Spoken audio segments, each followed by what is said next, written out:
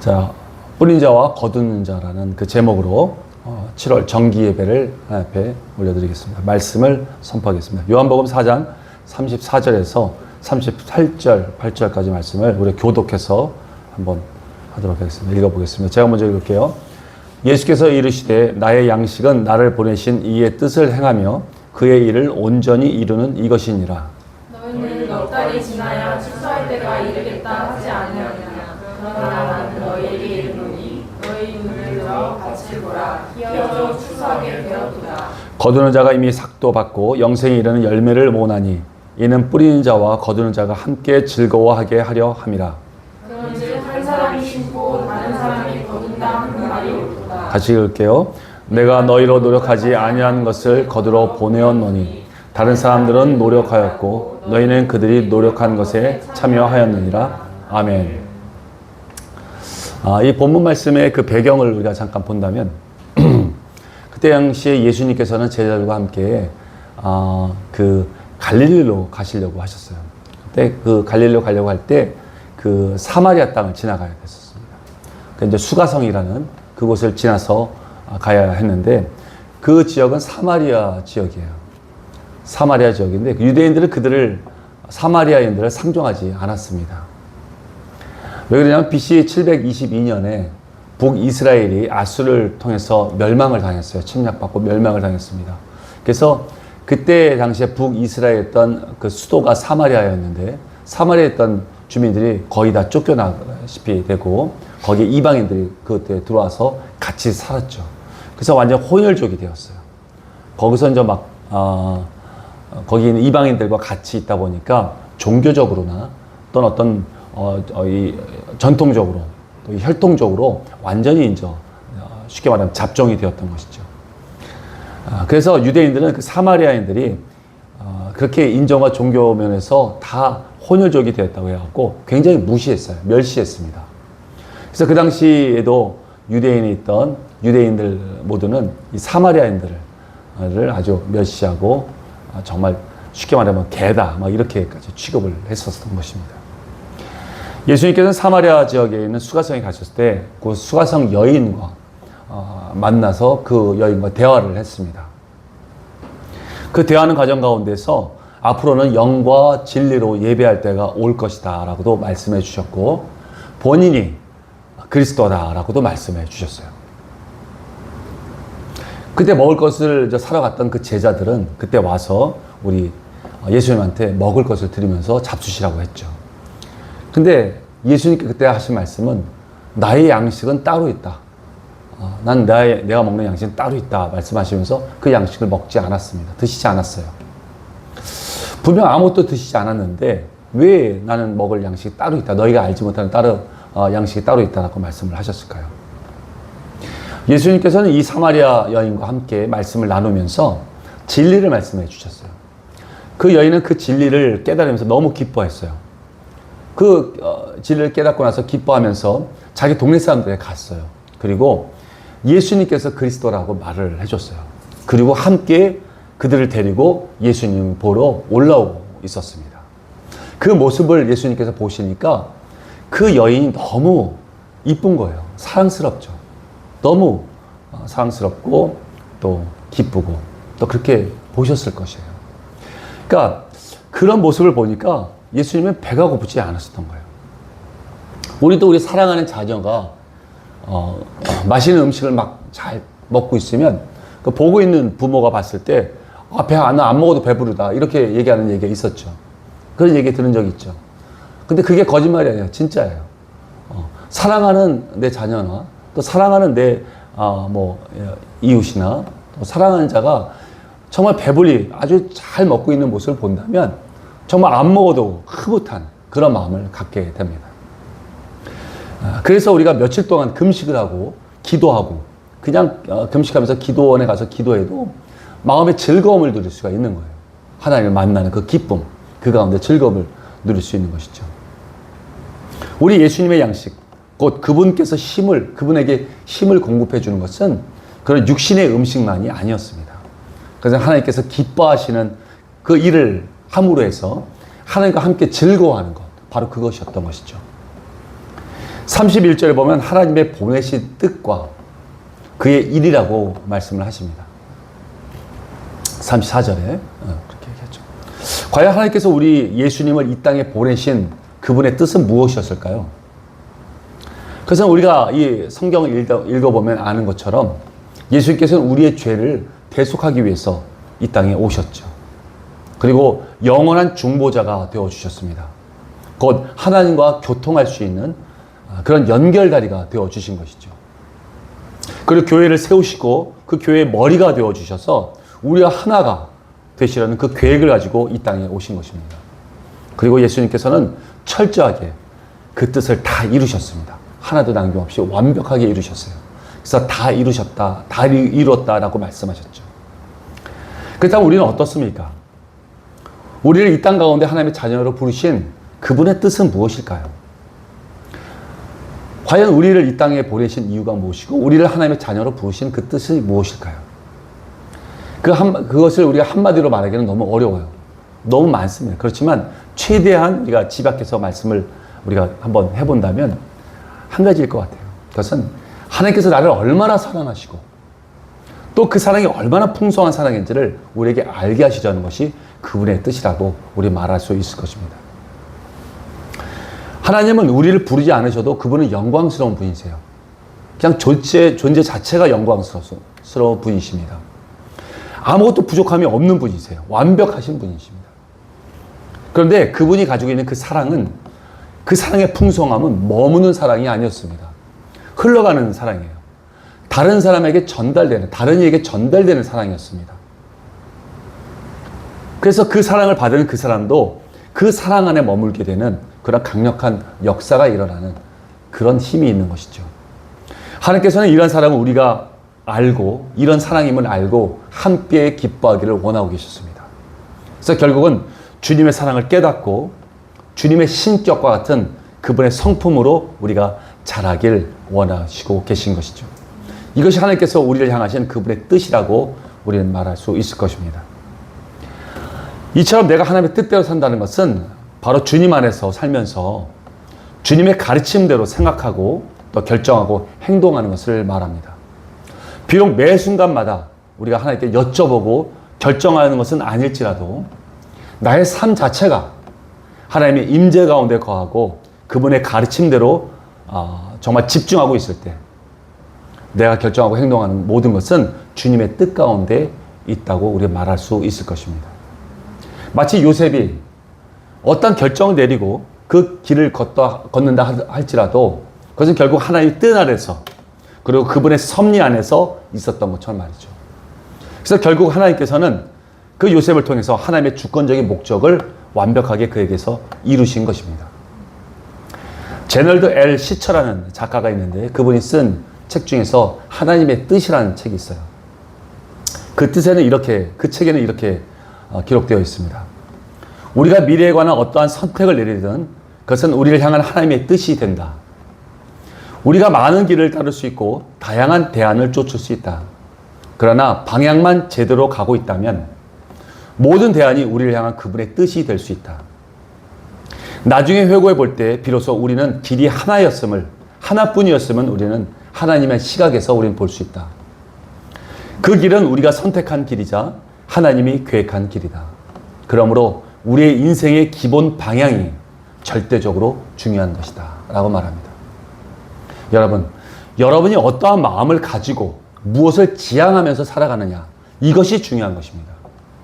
어떤 비전을 품고 또 어떤 사명을 가지고 살아가느냐가 정말 중요한 것이죠. 이처럼 우리의 뜻을 하나님 나라에 맞추고 그리고 살아가고 있다면 우리는 그분의 뜻대로 살고 있는 것입니다. 믿으십니까? 아멘. 그렇다면 하나님의 뜻과 또 같이 말씀하셨던 그분의 일이라는 것은 무엇일까요? 예수님께서 이 땅에서 행하시는 일은 분명합니다. 바로 하나님의 형상으로 빚어진 우리가 죄로 인해서 넘어지고 이 죄악의 고통 가운데서 신음하고 있던 우리를 사망 권세 가운데서 건져내신 것이죠. 구원하신 거예요. 그리고 그것은 사단의 머리를 짓밟아버리신 완벽한 승리였습니다. 그리고 다시금 하나님의 아들로 회복시켜 주시고 또한 우리를 예수님이 닮은 성숙한 그리스도인으로 이끌어주시는 그 길을 열어주신 것이 바로 하나님의 사역이었습니다. 예수님께서는 이 모든 사역을 성실하게 또 완벽하게 이루셨습니다. 그렇다면 우리의 일은 과연 무엇일까요? 우리의 일은 무엇일까요? 예수님은 이렇게 일을 하셨는데 과연 우리의 일은 무엇일까요? 우리 이 땅에 살면서 무엇을 하면서 살아야 하는 것입니까? 분명 우리가 알아야 할 것은 이 땅은 완성된 곳이 아니라는 것입니다. 그리고 이 땅은 영원한 우리의 안식처가 되지 않는다는 것이죠. 그럼에도 이 땅 가운데에서 우리를 부르시고 우리에게 시간을 주신 것은 우리의 믿음의 성장과 또 신앙의 성숙함을 위해서 이 시간을 주신 것입니다. 결국 잠깐 거쳐가는 이 세상의 시간들은 우리가 영원히 살아야 할 그 천국에 대한 그 소망을 갖게 만듭니다. 그리고 그에 합당한 자로 준비시키는 그런 시간들인 것이죠. 그러나 사단들은 이 세상에서 시간을 허비하게 만듭니다. 그래서 눈앞의 것들에나 또 세상 것들에 집중하게 만들죠. 영원한 것을 보지 못하게 만듭니다. 성경에서는 바울은 심지어 이렇게까지 말합니다. 니네 결혼도 하지 마라. 결혼도 하지 말고 혼자 살면서 하나님 앞에 집중하라. 이렇게 얘기해요. 왜 그렇습니까? 니네가 결혼하면 남편을 어떻게 하면 기쁘게 해줄까? 내 아내를 어떻게 하면 기쁘게 해줄까? 그것을 고민한다는 거죠. 하나님을 향한 그 마음이 분산된다는 거예요. 물론 천국을 향한 마음을 강하게 강조하려고 하신 말씀이에요. 그러나 이만큼 우리가 영원한 하나님 나라에 가져야 할 그 소망은 너무도 중요한 것입니다. 그리고 집중해야 할 아주 가장 소중한 것이에요. 그런 목적입니다. 그렇다면 우리가 이 땅 가운데 해야 할 일은 무엇일까요? 그것은 주님께서 하신 일을 보면 우리는 알 수 있습니다. 그것은 우리 자신도 사단의 유혹을 거절해야 됩니다. 그리고 세상의 헛된 일에 마음을 빼앗기지 않는 거예요. 그리고 잃어버린 영혼을 다시 찾아오는 일이죠. 이것이 아버지의 간절한 마음이에요. 이 마음을 우리가 품기를 원하고 계세요. 그리고 나와 그들의 삶이 하나님의 온전한 통치가 되도록 집중하는 것입니다. 그래서 내 주변과 온 열방이 하나님의 다스림 속에 들어오게 하는 것. 이것이 우리가 이 땅 가운데서 해야 할 일인 것입니다. 믿으십니까? 아멘. 예수님은 35절에서 눈을 들어 밭을 보라고 말씀하십니다. 35절만 다시 우리가 같이 읽어볼게요. 시작. 너희는 넉 달이 지나야 추수할 때가 이르겠다 하지 아니하느냐. 그러나 나는 너희에게 이르노니 너희 눈을 들어 밭을 보라. 휘어져 추수하게 되었도다. 아멘. 여러분, 우리는 온 열방을 바라보아야 합니다. 닭처럼 자기 일만 보는 것이 아니라, 요 앞에만 바라보는 것이 아니라 하나님의 시선으로 열방을 바라볼 수 있어야 합니다. 곳에는 우리 복음을 기다리고 있는 그런 자들로 가득 차 있습니다. 캄보디아 같은 그 동남아 지역이 있고요. 그리고 몽골 같은 중앙아시아 지역이 있습니다. 그리고 탄자니아 같은 아프리카 지역이 있어요. 하나님의 지금 눈은 지금 그것을 바라보고 계십니다. 그곳에 이미 다른 선교사분들이 수없이 많은 시간을 그곳에 있으면서 그 영혼들을 위해서 기도하고 있고 또 그 땅에서 주님의 사랑을 전하고 있었습니다. 계속해서 그 땅에서 하나님의 말씀이 선포되고 있었고 선교사의 삶을 통해서 그대의 마음밭은 좋은 밭으로 점점 기경되고 있었죠. 이제 추수할 때가 되어서 영혼들에게 조금만 더 적극적으로 우리가 복음을 전하고 사랑을 전하면 그리고 관심을 갖게 된다면 그들은 주님의 나라에 들어올 수 있는 상태가 된 것입니다. 이러한 추수할 곳이 너무도 많다고 우리 예수님이 지금 말씀하고 계신 것입니다.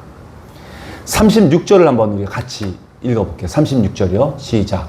거두는 자가 이미 삭도 받고 영생에 이르는 열매를 모으나니 이는 뿌리는 자와 거둔 자가 함께 즐거워하게 하려 함이라. 아멘. 여기서 우리 예수님은 삭슬 받은 자라고 말씀하십니다. 그렇다면 삭시란 무엇일까요? 우리는 무엇으로 하나님께 삭슬 받았을까요? 무엇으로 받았을까요? 우리가 삭슬 받았다고 얘기하는데 그 삭시 무엇일까요? 그래서 분명히 이 세상의 것은 아닐 것입니다. 여러분, 그것은 구원입니다. 거듭남이에요. 바로 하나님의 아들이 된 것입니다. 우리 이 대가를 우리는 이미 받았습니다.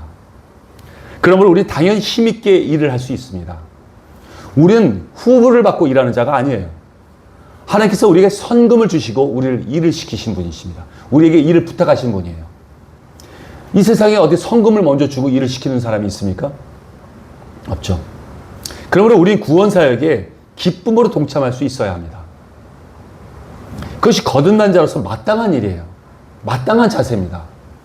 그리고 이러한 구원사역은 거듭난 하나님의 아들만이 할 수 있는 일입니다. 일반 세상 사람들은 못해요. 종교인들 못합니다. 이 하나님의 마음을 품을 수 있는 것은 이 거듭난 자만이 하나님의 마음을 품을 수 있기 때문입니다. 그들만이 주님의 사역자가 될 수 있고요. 그들만이 영생에 이르는 열매를 모으게 되는 것입니다. 본문 36절에 보면 영생에 이르는 열매라고 말씀하십니다. 하나님께서 우리에게 구하시는 열매는 갈라디아서 5장 22절에서 말씀하시는 성령의 열매예요. 근데 여기서 말씀하시는 영생에 이르는 열매는 그것이 아닙니다. 여기서 말하는 것은 영생을 가진 자들을 말합니다. 영생을 가진 자들, 그 영생을 가진 자들을 모으는 거예요. 하나님 아버지께서는 모든 죄악 권세에서 우리를 구원하시고 우리가 늘 친밀한 관계를 갖는 그러한 영생을 받기를 원하시고 계십니다. 지난번에 말씀을 해주셨지만 이렇게 계속해서 지속적으로 예수님을 아는 것, 하나님을 아는 것을 헬라어로 기노스코라고 말씀을 드렸어요. 이것은 한 번 알고 끝나는 것이 아니라 지속적으로 관계를 갖는 것이라고 말씀을 드렸어요. 이것이 영생이라고 말씀을 드렸습니다. 이러한 자들을 영생을 가진 자들을 불러 모으는 것, 이것이 아버지의 기쁨인 것입니다. 그리고 이 영생 얻은 자들이 바로 하나님께서 기뻐하시는 열매인 것이죠. 이처럼 열매 맺는 일에 씨를 뿌리는 자가 있고 거두는 자들이 있게 됩니다. 생명의 말씀, 복음의 말씀을 뿌리는 것이죠. 그런 자들이 바로 전도자요, 선교사요, 또 하나님의 사역자들인 것입니다. 근데 이런 사역자들이 바로 목사나 신학한 자들이 하는 것이라고 생각하지 마십시오. 그런 자들만 하는 거라고 생각하지 마세요. 우리 모두가 전도자입니다. 그리고 하나님의 사역자들입니다. 믿으십니까? 아멘. 이 나라와 열방에는 잃어버린 영혼들에게 생명의 복음을 전하고 그리고 주님의 사랑을 전하여 주님께로 돌아오게 하는 일.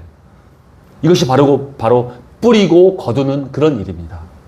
이런 사역자들이 곧 삭슬받은 그런 거듭난 자들이며 진정으로 구원받은 자들인 것입니다. 그것이 바로 하나님의 진정한 일꾼인 것이죠. 38절을 우리 같이 읽어보겠습니다. 시작. 내가 너희로 노력하지 아니한 것을 거두러 보내었노니 다른 사람들은 노력하였고 너희는 그들이 노력하는 것에 참여하였느니라. 아멘. 하나님 나라에서는 각자의 역할에 충실할 때 결과가 아름답게 나타납니다. 마치 본문 말씀처럼 1년 농사를 비유하여 볼 때 우리의 사역의 삶은 1년 농사와도 같습니다. 많은 수확을 하기 위해서는 여러 사람이 자신의 일을 감당해야만 합니다. 씨를 뿌릴 때 자기가 뿌리지 않은 씨들도 많습니다. 그리고 자기가 뿌린 씨의 열매만 거두는 것도 아니죠. 그리고 씨를 뿌렸다고 해서 전부 열매를 맺는 것도 아닙니다. 가꿔야 합니다. 그죠? 돌봐야 해요. 그리고 비료도 주고 새들도 쫓아내야 됩니다. 벌레들도 잡아내야 되죠. 물도 줘야 돼요. 그리고 쓰러진 벼가 있으면 다시 이렇게 세워줘야 합니다. 이러한 수고를 통해서 농사의 벼가 아름다운 열매를 맺게 되는 것입니다. 그리고 맨 마지막에 우리가 추수할 때는 이러한 수고를 모두가 함께 누리는 기쁨으로 바꿔주게 되는 것이죠. 여러분이 뿌린 그 씨만 추수하는 게 아닙니다. 그리고 내가 또 다른 사람의 뿌린 씨도 추수하게 되죠. 그 기쁨을 누리게 돼요. 다 같이 기뻐하는 것입니다. 이러한 기쁨에 참여한다는 것은 너무도 영광스러운 것입니다. 왜냐하면 이것은 하나님의 농사입니다. 하나님의 농사예요. 물론 우리가 씨를 뿌리고 가꾼 것에는 다른 사람이 추수하는 경우도 있습니다. 이 또한 하나님 나라에서 모든 것이 다 즐거운 추수날인 것입니다. 우리도 마찬가지입니다. 우리 IMS는 선교사를 지원하는 지원단체예요. 열방에 있는 선교사들은 지금 험한 그런 환경과 이질적인 그런 문화 가운데에서 많은 수고를 하고 있습니다. 그리고 현지인들에게 직접적인 복음을 전하지 못하는 경우도 참 많아요.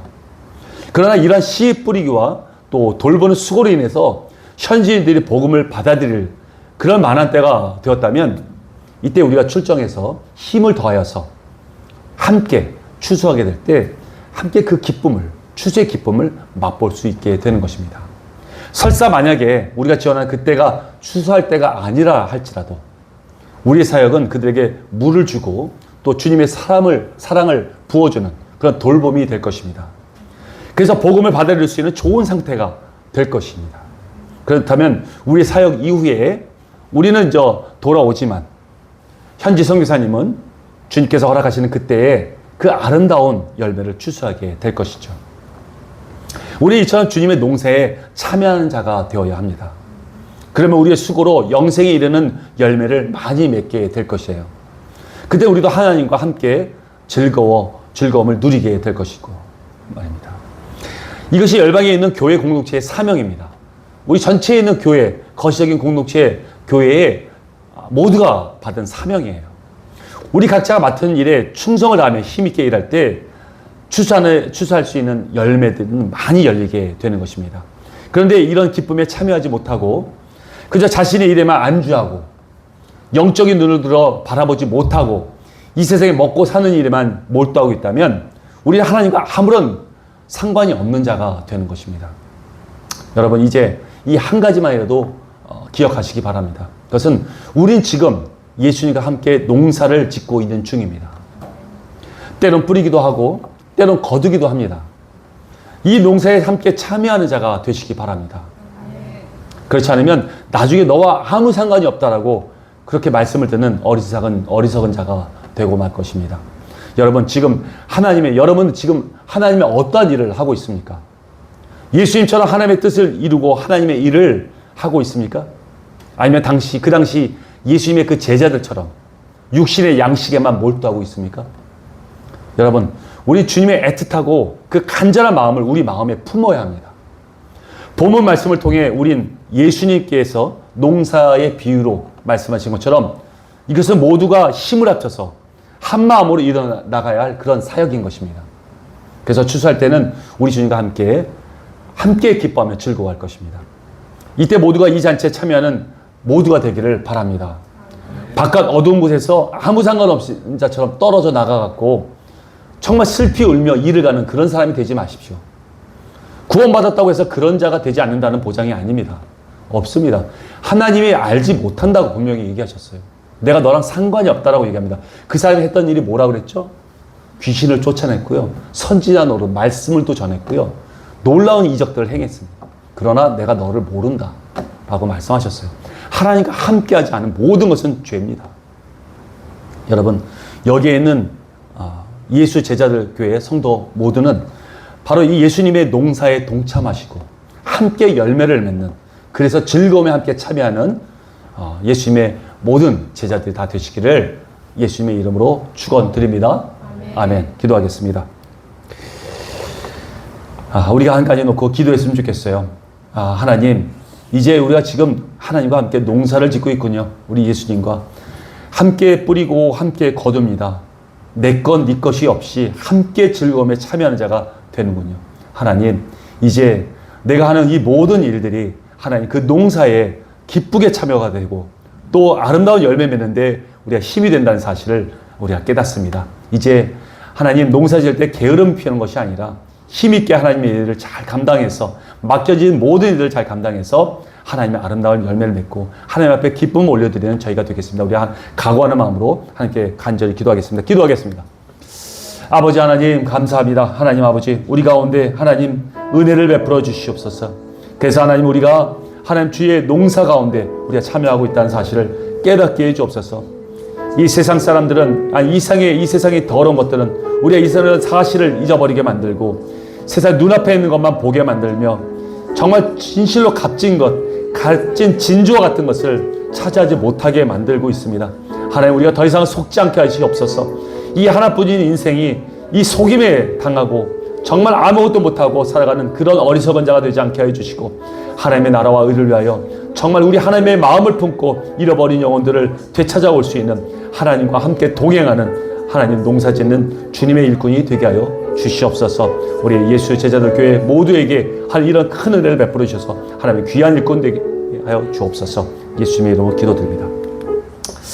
하나님 감사합니다. 저희들 사랑하여 주셔서 하나님 이 말씀대로 하나님의 농사에 집중하고 또 잃어버린 영혼을 추수하고 하나님 품으로 돌아오게 하는 그 일에 우리의 모든 삶을 하나님 집중할 수 있기 원합니다. 하나님 그러기 위해서 우리에게 이 많은 것들을 주셨고 또 우리가 생활할 수 있도록 이 모든 것을 주셨습니다. 하나님 이것들을 지혜롭게 잘 활용해서 결국 하나님의 마음대로 하나님의 마음 그 뜻대로 하나님 우리가 기쁘게 하나님을 순종하고 하나님께 기쁘시게 하나님의 배에 올려드릴 수 있는 열매를 올려드리는 우리 모두가 되게 하여 주옵소서. 하나님께 감사드렸고 예수님의 이름으로 기도 올려옵나이다. 아멘. 감사합니다. 이렇게 헌금 올려드리겠습니다.